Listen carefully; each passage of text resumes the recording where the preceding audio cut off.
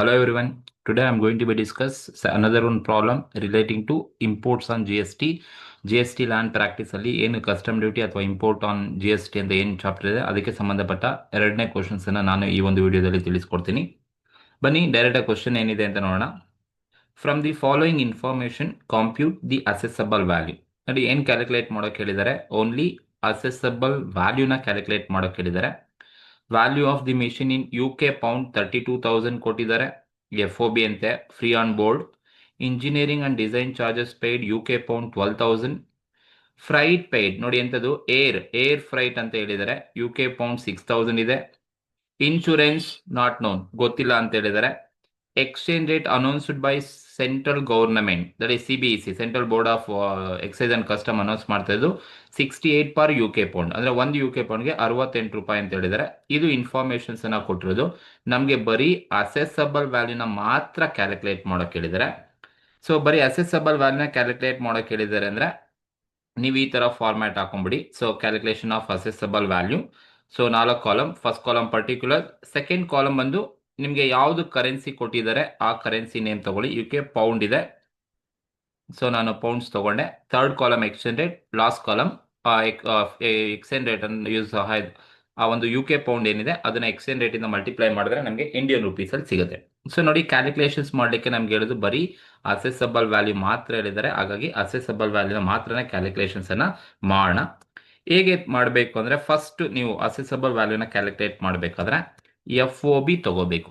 Free on board ಅಂದ್ರೆ cost ಅಂತ ಅರ್ಥ. ಫ್ರೀ ಆನ್ ಬೋರ್ಡ್ ಅಂದ್ರೆ ಎಸ್ ಕೊಟ್ಟಿದ್ದಾರೆ ಫ್ರೀ ಆನ್ ಬೋರ್ಡ್ ನೋಡಿ, the value of the machine UK pound 32,000 FOB ಅಂದ್ರೆ ಅದು FOB ವ್ಯಾಲ್ಯೂ 32,000 ಕೊಟ್ಟಿದ್ದಾರೆ. UK ಪೌಂಡ್ಸ್ ಇದೆ. ನಾನು ಅದನ್ನ ರುಪೀಸಿಗೆ ಕನ್ವರ್ಟ್ ಮಾಡಬೇಕು ಅಂದ್ರೆ ಎಕ್ಸ್ಚೇಂಜ್ ರೇಟ್ ಬೇಕು. ಎಕ್ಸ್ಚೇಂಜ್ ರೇಟ್ ಇಲ್ಲಿ ಕ್ವಶನ್ ಅಲ್ಲಿ ಅವರೇ ಹೇಳಿದ್ದಾರೆ, ಸೆಂಟ್ರಲ್ ಗೌರ್ಮೆಂಟ್ ಒಂದೇ ಎಕ್ಸ್ಚೇಂಜ್ ರೇಟ್ ಕೊಟ್ಟರೆ ಅವ್ರು ಏನು ಕೊಡ್ತಾರೋ ಅದೇ ತಗೋಬೇಕು. ಸೊ ಅಲ್ಲಿ 68 ಕೊಟ್ಟಿದ್ದಾರೆ, ಹಾಗಾಗಿ 68 ರುಪೀಸ್ ಇದೆ, ತಗೊಂಡೆ. ಸೊ ನೀವು 32,000 ಇಂಟು 68 ಮಾಡಿದ್ರೆ 32,000 ಇಂಟು 68 ಮಾಡಿದ್ರೆ ನಮಗೆ ಎಷ್ಟು ಬರುತ್ತಪ್ಪ ಅಂದ್ರೆ 2 ಲ್ಯಾಕ್, ದಟ್ ಇಸ್ 21,76,000 ನಮಗೆ ಸಿಗತ್ತೆ. ಸೊ 32,000 ಇಂಟು 68 ನೀವು ಮಲ್ಟಿಪ್ಲೈ ಮಾಡಿದ್ರೆ 21,76,000 ನನಗೆ ರುಪೀಸ್ ಅಲ್ಲಿ ಸಿಗುತ್ತೆ. ಮೊದಲು FOB ತಗೋಬೇಕು. ನೀವು ಒನ್ಸ್ FOB ತಗೊಂಡಾದ್ಮೇಲೆ ಈ FOBಗೆ ಆ್ಯಡ್ ಏನೇನು UK ಪೌಂಡಲ್ಲಿ ಏನೆಲ್ಲ ಎಕ್ಸ್ಪೆನ್ಸಸ್ ಇರುತ್ತೆ 1 by 1 ಎಲ್ಲ ಆ್ಯಡ್ ಮಾಡ್ಕೊಂಡು ಹೋಗ್ತಾ ಇರಿ ಸುಮ್ಮನೆ ಅಷ್ಟೇ.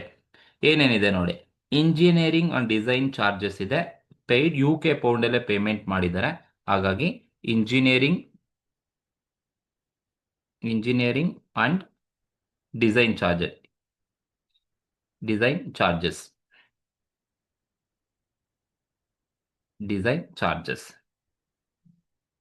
ಎಷ್ಟಪ್ಪ UK pounds design and charges ಇರೋದು 12,000 UK ಪೌಂಡ್ಸ್ ಇದೆ. ಈ $12,000 ನಾನು ರುಪೀಸಿಗೆ ಕನ್ವರ್ಟ್ ಮಾಡಬೇಕು ಅಂದರೆ ನನ್ನ ಹತ್ರ ಎಕ್ಸ್ಚೇಂಜ್ ರೇಟ್ 68 ರೂಪಾಯಿ ಇದೆ. ಸೊ 12,000 ಇಂಟು 68 ಮಾಡಿದ್ರೆ ಸೊ ನಿಮಗೆ ಎಷ್ಟು ಬರುತ್ತಪ್ಪ ಅಂದರೆ 8,16,000 ನಮಗೆ ರುಪೀಸಲ್ಲಿ ಸಿಗುತ್ತೆ. ಇದು ಆ್ಯಡ್ ಮಾಡಬೇಕು. ಫಾರಿನ್ UK ಪೌಂಡಲ್ಲಿ ಏನಿದೆ ಎಲ್ಲ ಆ್ಯಡ್ ಮಾಡ್ತಾ ಹೋಗಿ. ನೆಕ್ಸ್ಟ್ ಇನ್ನೇನಿದೆ ನೋಡಿ, ಫ್ರೈಟ್ ಪೇಯ್ಡ್ ಏರ್ ಅಲ್ಲಿ ಫ್ರೈಟ್ ಚಾರ್ಜಸ್ UK ಪೌಂಡ್ 6,000 ಇದೆ, ಸೊ ಅದನ್ನು ಕೂಡ ಆ್ಯಡ್ ಮಾಡಬೇಕು. That is air freight. ನೋಡಿ ಏರ್ ಫ್ರೈಟ್ ಇದು ಗಮನ ಇರಲಿ, ಯಾವಾಗ ಕ್ವಶನ್ ಅಲ್ಲಿ ಫ್ರೈಟ್ ಚಾರ್ಜಸ್ ಕೊಟ್ಟಿದ್ದಾರೆ, freight imported through the air ಅಂದ್ರೆ ಏರ್ ಫ್ರೈಟ್ ಕೊಟ್ಟಿದ್ದಾರೆ ಅಂತ ಹೇಳಿದ್ರೆ ಇದು ಕಂಪಲ್ಸರಿಯಾಗಿ ನೀವು ಕ್ಯಾಲ್ಕುಲೇಷನ್ ಮಾಡಬೇಕು. ಸೊ ಏರ್ ಫ್ರೈಟ್ ಕ್ವಶನ್ ಅಲ್ಲಿ ಕೊಟ್ಟಿದ್ದಾರೆ ಅಂತ ಹೇಳಿದ್ರೆ ಅವರು ಆಕ್ಚುಯಲ್ ಆಗಿ ಕೊಟ್ಟಿರೋದು ಎಷ್ಟು ಕ್ವಶನ್ ಅಲ್ಲಿ 6,000 UK ಪೌಂಡ್ಸ್ ಕೊಟ್ಟಿದ್ದಾರೆ. ಇದು ಅಪ್ಲಿಕಬಲ್ ಆಗೋದು only if goods are imported through the air. ಅದು ಏರ್ ಫ್ರೈಟ್ ಅಂತ ಗೊತ್ತಾದ ತಕ್ಷಣ ಫ್ರೈಟ್ ಪೇಯ್ಡ್ ಅಂದ್ರೆ ಏರಿಂದ ಇಂಪೋರ್ಟ್ ಮಾಡ್ಕೊಂಡಿದ್ದಾರೆ, ಏರ್ ಫ್ರೈಟ್ ಅಂತ ಅರ್ಥ. ಸೊ ಏರ್ ಫ್ರೈಟ್ ಕೊಟ್ಟಿದ್ದಾರೆ ಅಂದ್ರೆ ಅವರು ಕೊಟ್ಟಿರೋ UK ಪೌಂಡ್ಸ್ ಅದು ತಗೋಬೇಕು. ಅಥವಾ ಇನ್ನೇನ್ ಮಾಡ್ಬೇಕಪ್ಪ ಅಂದ್ರೆ ನೀವು ಒಂದು ಸಲ 20% ಆನ್ FOB ಮೇಲೆ ನೀವು 20% ಅನ್ನ ನೀವು ಒಂದ್ಸಲ ಕ್ಯಾಲ್ಕುಲೇಷನ್ಸ್ ಅನ್ನ ಮಾಡಬೇಕು. ಅವರು ಕೊಟ್ಟಿರೋ ವ್ಯಾಲ್ಯೂ ಅಥವಾ 20% ಆನ್ FOB ವ್ಯಾಲ್ಯೂ. ಸೊ ಈಗ FOB ವ್ಯಾಲ್ಯೂ ಅಂದ್ರೆ FOB ನನ್ನ ಹತ್ರ ಎಷ್ಟಿದೆ 32,000 ಕೊಟ್ಟಿದ್ದಾರೆ. ಸೊ UK ಪೌಂಡ್ 32,000 ಇದೆ. ಇದ್ರ ಮೇಲೆ ನಾವು 20% ಮಾಡಬೇಕು. ಅಂದರೆ 32,000 ಇಂಟು 20% ಮಾಡಿದ್ರೆ ನನಗೆ ಎಷ್ಟು ಬರುತ್ತಪ್ಪ ಅಂತ ಹೇಳಿದ್ರೆ 6,400 ಬರುತ್ತೆ. 6,400 ನನಗೆ ಸಿಗುತ್ತೆ. ಸೊ ಹಾಗಾಗಿ ಇವೆರಡನ್ನ ನೀವು ಕಂಪಲ್ಸರಿ ಮಾಡಲೇಬೇಕು, ತೋರಿಸ್ಬೇಕು. ಯಾಕೆಂದ್ರೆ ಯಾವಾಗಲೂ ಕೂಡ ಈ ಏರ್ ಫ್ರೈಟ್ ಇಂಪೋರ್ಟ್ ಮಾಡ್ಕೊಂಡಿದ್ರೆ ಏರಿಂದ ಅಂದರೆ ಅವ್ರು ಕೊಟ್ಟಿರೋ ವ್ಯಾಲ್ಯೂ ಅಥವಾ ನಾವು 20% FOB ವ್ಯಾಲ್ಯೂ ಏನಿದೆ ಅದರಲ್ಲಿ ವಿಚ್ ಎವರ್ ಈಸ್ ಲೋಯರ್, ಎರಡರಲ್ಲಿ ಯಾವ್ದು ಕಡಿಮೆ ಇರುತ್ತೆ ಆ ಕಡಿಮೆ ಇರೋದನ್ನ ತಗೋಬೇಕಾಗುತ್ತೆ. ಮ್ಯಾಂಡೇಟರಿಯಾಗಿ ನೀವು ಇದು ಕಂಪಲ್ಸರಿ ಆಗಿ ಕ್ಯಾಲ್ಕುಲೇಷನ್ಸ್ ಅನ್ನ ತೋರಿಸ್ಕೋಬೇಕು. ಅವ್ರು ಆಕ್ಚುಲ್ ಆಗಿ ಎಷ್ಟು ಕೊಟ್ಟಿದ್ದಾರೆ, actual given in the problem 6,000 or 20% on FOB 6,400. ಇವೆರಡರಲ್ಲಿ ಯಾವ್ದು ಕಡಿಮೆ ಇದೆ, 6,000 ಕಡಿಮೆ ಇದೆ. ಹಾಗಾಗಿ ನಾವು ತಗೋಬೇಕಾದ್ರೆ 6,000 ಕಡಿಮೆ ಇರೋದ್ರಿಂದ 6,000 UK ಪೌಂಡ್ಸ್ ಅನ್ನ ತಗೊಳ್ತೀನಿ. ನನಗಿದು ರುಪೀಸ್ ಅಲ್ಲಿ ಬೇಕು ಅಂದ್ರೆ ಮಲ್ಟಿಪ್ಲೈ ವಿತ್ ಎಕ್ಸ್ಚೇಂಜ್ ರೇಟ್ 68 ಜೊತೆ ಮಲ್ಟಿಪ್ಲೈ ಮಾಡಿ 6,000 ಇಂಟು 68 ಮಾಡಿದ್ರೆ ನಮಗೆ 4,08,000 ಸಿಗುತ್ತೆ. ರುಪೀಸಲ್ಲಿ 4,08,000 ನನಗೆ ರುಪೀಸಲ್ಲಿ ಸಿಗುತ್ತೆ.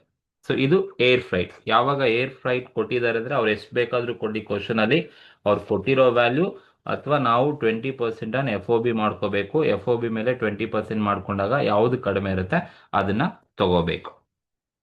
ನೆಕ್ಸ್ಟ್ ಇನ್ನೇನು ಆ್ಯಡ್ ಮಾಡಬೇಕಪ್ಪ, ಇನ್ಯಾವ್ದು ಎಕ್ಸ್ಪೆನ್ಸ್ ಇದೆ ನೋಡಿ. ಇಲ್ಲಿ ಇನ್ಶೂರೆನ್ಸ್ ಇದೆಯಂತೆ, ನಾಟ್ ನೋನ್, ಗೊತ್ತಿಲ್ಲ ಅಂತ ಹೇಳಿದ್ದಾರೆ.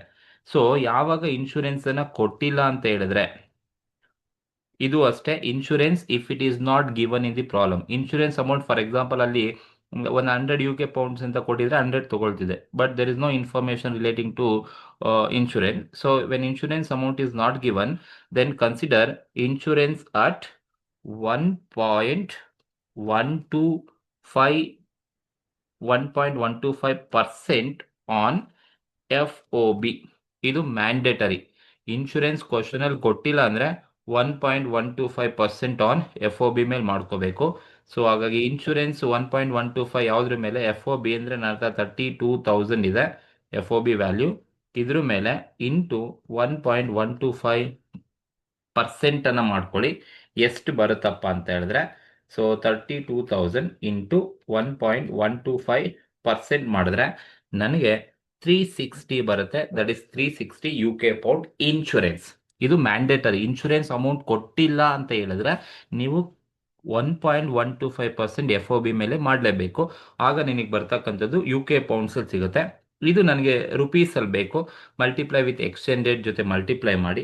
360 ಇಂಟು 68 ಮಾಡಿದ್ರೆ ನನಗೆ ಬರ್ತಕ್ಕಂಥದ್ದು 24,480 ನನಗೆ ರುಪೀಸಲ್ಲಿ ಸಿಗುತ್ತೆ. ಇದು ನನಗೆ ರುಪೀಸಲ್ಲಿ ಸಿಕ್ಕಿರ್ತಕ್ಕಂಥ ವ್ಯಾಲ್ಯೂ. ಇನ್ಶೂರೆನ್ಸ್ ಕೊಟ್ಟಿಲ್ಲ ಅಂದರೆ 1.125% ತಗೋಬೇಕು. ಗೊತ್ತಾಯ್ತಾ? ಇನ್ನೇನಾದರೂ ಇದೆಯಾ ಆ್ಯಡ್ ಮಾಡೋದು? ಇನ್ನೇನು ಇಲ್ಲ. ಈಗೆಲ್ಲ ಟೋಟಲ್ ಮಾಡಿ. ಟೋಟಲ್ ಮಾಡಿದಾಗ ನನಗೆ ಬರೋದು CIF ವ್ಯಾಲ್ಯೂ. CIF ಅಂದರೆ cost of insurance and freight. ಅಂದರೆ FOB is A cost, add insurance ಮತ್ತು ಫ್ರೈಟ್ನ ಆ್ಯಡ್ ಮಾಡಿದಾಗ ಬರೋದೇ CIF ವ್ಯಾಲ್ಯೂ ಅಂತ ಕರಿತೀವಿ. ಎಲ್ಲ ಎಕ್ಸ್ಪೆನ್ಸನ್ನ ಆ್ಯಡ್ ಮಾಡಿದ್ಮೇಲೆ ಬರ್ತಕ್ಕಂಥ ವ್ಯಾಲ್ಯೂನೇ CIF ವ್ಯಾಲ್ಯೂ ಅಂತ ಕರಿತೀವಿ. ಅಷ್ಟು ನೀವು ಟೋಟಲ್ ಮಾಡಿದ್ರೆ CIF ವ್ಯಾಲ್ಯೂ ನಮಗೆ ಸಿಗುತ್ತೆ. ಟೋಟಲ್ ಮಾಡಿದ್ರೆ ನಿಮಗೆ 50,360 ನನಗೆ UK ಪೌಂಡ್ ಸಿಗುತ್ತೆ. ಇದನ್ನ ಮಲ್ಟಿಪ್ಲೈ ವಿತ್ ಎಕ್ಸ್ಚೇಂಜ್ ಜೊತೆ ನೀವು ಮಲ್ಟಿಪ್ಲೈ ಮಾಡಿದ್ರೆ 50,360 ಇಂಟು 68 ಜೊತೆ ನೀವು ಮಲ್ಟಿಪ್ಲೈ ಮಾಡಿದ್ರೆ ನಿಮಗೆ 34,24,480 ನನಗೆ ರುಪೀಸ್ ಸಿಗುತ್ತೆ. ಇದು ರುಪೀಸಲ್ಲಿ ಸಿಗ್ತಕ್ಕಂಥ ಅಮೌಂಟ್ ಆಗುತ್ತೆ. ಈ ರುಪೀಸಲ್ಲಿ ಸಿಗೋ ಅಮೌಂಟನ್ನು ನಾವು ಏನಂತ ಕರಿತೀವಪ್ಪ ಅಂತ ಹೇಳಿದ್ರೆ ಅಸೆಸ್. ಈಗೇನು ನಿಮ್ಗೆ ಕ್ಯಾಲ್ಕುಲೇಟ್ ಮಾಡಿದ್ದೀರಾ ಈ ರುಪೀಸಲ್ಲಿ ಇರ್ತಕ್ಕಂಥದ್ದೇ ನಮಗೆ assessable value. ಇದೆ assessable value, that is rupees 34,24,480 is assessable value. ನೋಡಿ, ಈ ತರ ನೀವು assessable value ನ ಕ್ಯಾಲ್ಕುಲೇಷನ್ಸ್ ಅನ್ನ ಮಾಡಬೇಕಾಗತ್ತೆ. ಇಲ್ಲಿ ಮೋಸ್ಟ್ ಇಂಪಾರ್ಟೆಂಟ್ ನಿಮಗೆ ಬೇಕಾಗಿರೋದು 2 ಪಾಯಿಂಟ್ ಗೊತ್ತಿರಲಿ. Goods are imported through the air. Air ಮುಖಾಂತರ ಗೂಡ್ಸನ್ನು ಇಂಪೋರ್ಟ್ ಮಾಡ್ಕೊಳ್ತಿದ್ದಾರೆ ಅಂದರೆ ಆ್ಯಕ್ಚುಯಲ್ ಅವ್ರು ಎಷ್ಟಾದರೂ ಕೊಡಲಿ, ನೀವು 20% ಒಂದ್ಸಲಿ ಕ್ಯಾಲ್ಕುಲೇಟ್ ಮಾಡಿ. ಆ ಕ್ಯಾಲ್ಕುಲೇಟ್ ಮಾಡಿದಾಗ ಇವೆರಡರಲ್ಲಿ ಯಾವ್ದು ಕಡಿಮೆ ಇರುತ್ತೋ ಅದೇ ತಗೋಬೇಕಾಗುತ್ತೆ. ಆ್ಯಂಡ್ ಇನ್ನೊಂದು ಸೆಕೆಂಡ್ ಪಾಯಿಂಟು, ಇನ್ಶೂರೆನ್ಸ್ ಕೊಟ್ಟಿಲ್ಲ ಅಂದರೆ ಮಾತ್ರನೇ 1.125% ಆನ್ ಎಫ್ ಒ ಬಿ ಮೇಲೆ ಕ್ಯಾಲ್ಕುಲೇಟ್ ಮಾಡಬೇಕು. ಅವ್ರು ಕೊಟ್ಟಿದ್ರೆ ಅವ್ರು ಎಷ್ಟು ಕೊಟ್ಟಿರ್ತಾರೋ ಅಷ್ಟೇ ತಗೊಳ್ಳಿ. ಆ್ಯಂಡ್ ಏರ್ ಫ್ರೈಟ್ ಇದ್ರೆ ಮಾತ್ರನೇ ನೀವು whichever is lower 20% on F O B or actual given in the problem, whichever is lower must be consider. In case goods imported through the ocean ಅಥವಾ sea freight ಕೊಟ್ಬಿಟ್ಟಿದ್ದಾರೆ ಅಂದರೆ actual ಏನು ಕೊಟ್ಟಿದ್ದಾರೆ ಡೈರೆಕ್ಟಾಗಿ ಅದನ್ನು ತಗೊಳ್ಳಿ, no problem. But air freight ಅಂತ ಗೊತ್ತಾದ ತಕ್ಷಣನೇ ನೀವು ಅವ್ರು ಎಷ್ಟಾದರೂ ಕೊಡಲಿ, ಒಂದ್ಸಲ 20% ಆನ್ ಎಫ್ ಒ ಬಿ ಮೇಲೆ ಕ್ಯಾಲ್ಕುಲೇಟ್ ಮಾಡ್ಕೊಳ್ಳಿ, ಅವಾಗ ಸಿಗುತ್ತೆ ನಿಮಗೆ ವಿಚ್ ಎವರ್ ಇಸ್ ಲೋಯರೇ ತಗೋಬೇಕು. ಇನ್ಶೂರೆನ್ಸ್ ಅಮೌಂಟ್ ಕೊಟ್ಟಿದ್ರೆ ಅವ್ರು ಎಷ್ಟು ಕೊಟ್ಟಿರ್ತಾರೆ ಅಷ್ಟು, ಕೊಟ್ಟಿಲ್ಲ ಅಂದರೆ 1.125% ಆನ್ ಎಫ್ ಒ ಬಿ ಮೇಲೆ ಕ್ಯಾಲ್ಕುಲೇಟ್ ಮಾಡ್ಕೊಳ್ಳಿ. ಫೈನಲ್ ಆಗಿ ಎಲ್ಲ ಎಕ್ಸ್ಪೆನ್ಸ್ನ ಆ್ಯಡ್ ಮಾಡಿ ನಿಮಗೆ ಸಿ ಎಫ್ ವ್ಯಾಲ್ಯೂ ಸಿಗುತ್ತೆ. Multiply with exchange rate, you will get ರುಪೀಸಲ್ಲಿ ನಿಮಗೆ ಸಿ ಎಫ್ ವ್ಯಾಲ್ಯೂ ಸಿಗುತ್ತೆ. ಆ ರುಪೀಸಲ್ಲಿ ಬರ್ತಕ್ಕಂಥ ಸಿ ಎಫ್ ವ್ಯಾಲ್ಯೂನೇ ನಾವು ಅಸೆಸಬಲ್ ವ್ಯಾಲ್ಯೂ ಅಂತ ಕರಿತೀವಿ. ಈ ಥರ ಕ್ವಶನ್ಸನ್ನು ನೀವು ಸೆಕ್ಷನ್ ಬಿ ನಲ್ಲಿ ಎಕ್ಸ್ಪೆಕ್ಟ್ ಮಾಡ್ಬೋದು. It is belongs to section B question. Okay, ಮುಂದಿನ ವಿಡಿಯೋದಲ್ಲಿ ಸೆಕ್ಷನ್ ಸಿಗೆ ಸಂಬಂಧಪಟ್ಟಂಥ ಮತ್ತೊಂದು ಕ್ವಶನ್ಸನ್ನು ಅಪ್ಲೋಡ್ ಮಾಡ್ತೀನಿ. ಈ ಒಂದು ವಿಡಿಯೋ ನಿಮಗೆ ಇಷ್ಟ ಆಗಿದೆ ದಯವಿಟ್ಟು ಶೇರ್ ಮಾಡಿ, ಲೈಕ್ ಮಾಡಿ. ಹಾಗೆ ನಿಮಗೆ ಯಾವ ಸಬ್ಜೆಕ್ಟಲ್ಲಿ ಯಾವ ಟಾಪಿಕ್ನ ಎಕ್ಸ್ಪ್ಲೈನ್ ಮಾಡಬೇಕು ಅಂತ ಕಮೆಂಟ್ ಮಾಡಿದ್ರೆ ಮುಂದಿನ ವಿಡಿಯೋದಲ್ಲಿ ಆ ಒಂದು ಟಾಪಿಕ್ ಜೊತೆ ನಾನು ನಿಮಗೆ ಸಿಗ್ತೀನಿ. Thank you very much.